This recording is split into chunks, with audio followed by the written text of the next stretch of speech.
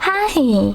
In front of me is Xiaomi Redmi Note 11 and today I would like to show you how you can use one-handed mode on this device. First of all, go into settings. Now you need to scroll down and select additional settings.